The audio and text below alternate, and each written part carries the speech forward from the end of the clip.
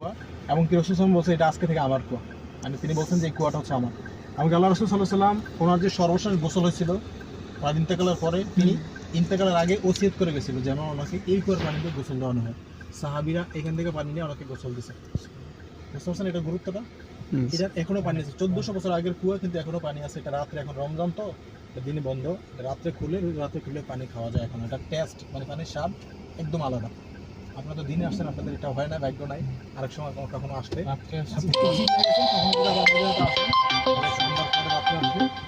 যে কি পানি খাওয়া যায় আর কি, সবাইকে ঢুকে যায়। হ্যাঁ সবাইকে সিরিয়ালে যে লাইনগুলো দেখতেছেন খাওয়া যায় না পানি? পানি খাওয়া যায়। এটা 1400 বছর আগের পানি, এখনো পানি এটাতে সতেজ আছে। আল্লাহর কুদরত। আর এটা হচ্ছে যে মেইন গেট যে বন্ধ করে রাখছে। আমরা এখন যে বাগানে যাচ্ছি, হ্যাঁ সালমান ফার্সি রাদিয়াল্লাহু বাগান, যেটা লাগানোর পরে ওনাকে আজাদ করে দেওয়া হয়েছিল আর কি।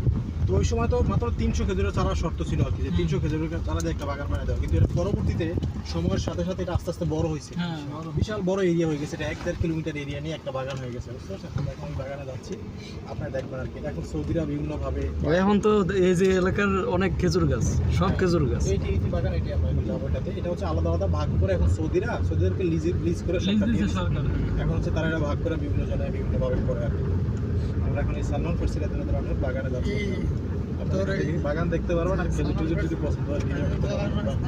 এটার পরে আমাদের জিয়ারা ইনশাআল্লাহ শেষ।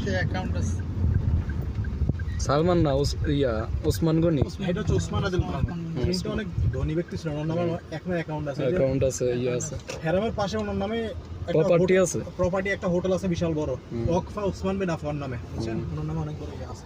বাগানে ঢুকুন যাবেন, যখন যাব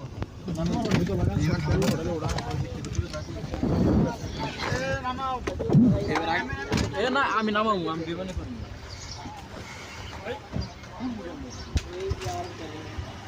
এটা কি জানি? সালমান ফার্সি। এটা হচ্ছে সালমান ফার্সি রাদিয়াল্লাহু তাআলা আনহুর বাগান, খেজুর বাগান, যার সম্পর্কে আমরা এতক্ষণ অনেকক্ষণ জেনেছি। এটা হচ্ছে সালমান ফার্সি রাদিয়াল্লাহু তাআলা আনহুর বাগান, খেজুর বাগান।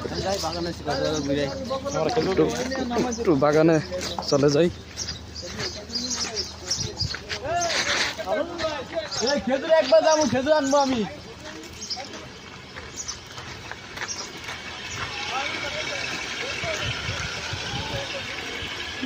সেই মনোরম পরিবেশ, একদম মনোরম পরিবেশ।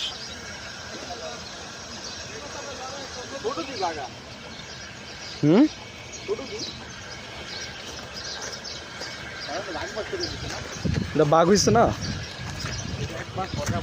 কিন্তু এটার ঐতিহ্য ধরার লেগে এটা এখন এইভাবেই রেখে দিচ্ছে। বুঝছেন? এটা যাতে নিশ্চিন্ত না হয় আর কি। হয়েছে না গুঁড়ো হয়েছে না ভাইরা? গুঁড়ো তো আসছে, এটাই শেষ ইনশাআল্লাহ। ঠিক আছে চলো, সব বলবেন না ভাইরা।